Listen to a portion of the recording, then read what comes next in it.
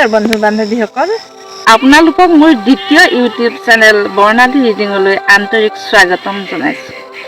প্ৰথমে মই আপোনালোকক এটা অনুৰোধ জনাব খুজিছোঁ, সেইটো হ'ল আপোনালোকে যেন মোৰ এই চেনেলটো ছাবস্ক্ৰাইব কৰি দিয়ে আৰু লগতে মোৰ এই ভিডিঅ'টো লাইক, কমেণ্ট আৰু শ্বেয়াৰ কৰি মোক আগলৈ আৰু নতুন নতুন ভিডিঅ' বনাবলৈ যেন উৎসাহিত কৰে। আপোনালোক সকলোৱে কবি দেৱকান্ত বৰুৱাৰ বিষয়ে নিশ্চয় জানে, তথাপিতো মই অলপ সোঁৱৰাই দিব খুজিছোঁ। কবি দেৱকান্ত বৰুৱাৰ জন্ম হৈছিল 1914 চনত ডিব্ৰুগড়ত। তেওঁ ৰাজনীতিত সক্ৰিয়ভাৱে অংশগ্ৰহণ কৰাৰ উপৰিও সাগৰ দেখিছা নামৰ কাব্যপুথিৰ যোগেদি তেওঁ অসমীয়া কাব্য জগতত যুগসন্ধিৰ কবি হিচাপে সুকীয়া আসন লাভ কৰিছিল।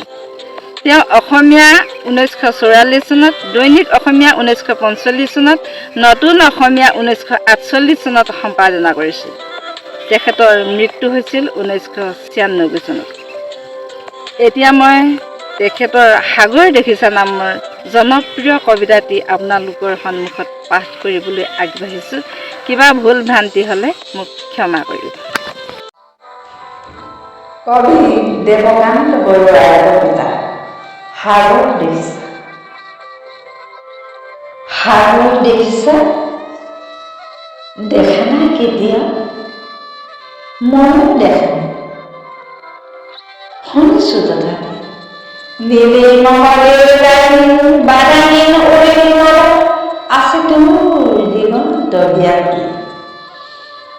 মোৰ এই অন্তৰখনি সাগৰৰ লাগে নীলা বেদনাৰে, দেখা নাই তুমি?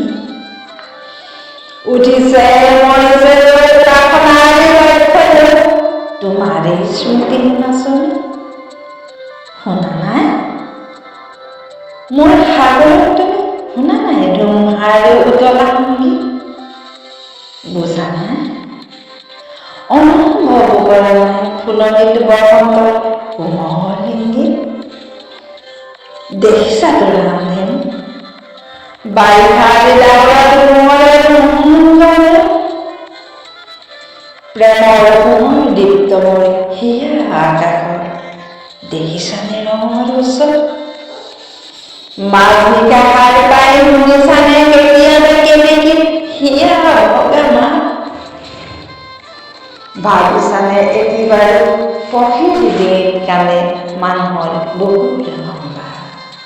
মই জানো তুমি কিটো জানা, হেৰা মোৰ হিয়া হেৰা প্ৰেম। তুমি জানা মানুহ তুমি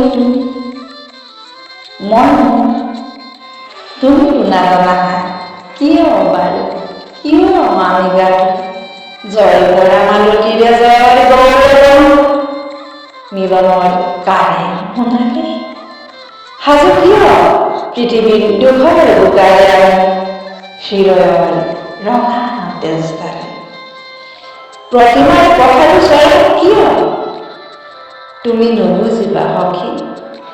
কিনো বেদনাত ষষ্ঠীৰ প্ৰতিষ্ঠা কৰে দেৱী বিজয় বিফল মন্য সন্ধিয়া আছে নামি ঠক হেৰা নেলাগে জ্বলাব চাগে দুটি নয়নৰ সহজ প্ৰভাৱে আজি নাহিবা তিনিৰ তুমি অন্ধকাৰ মোৰ জগত।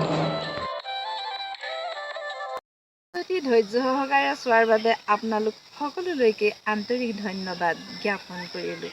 পিছত নতুন এটা ভিডিঅ'ৰ সৈতে আপোনালোকক পুনৰ লগ পোৱাৰ প্ৰতিশ্ৰুতিৰে বাই বাই।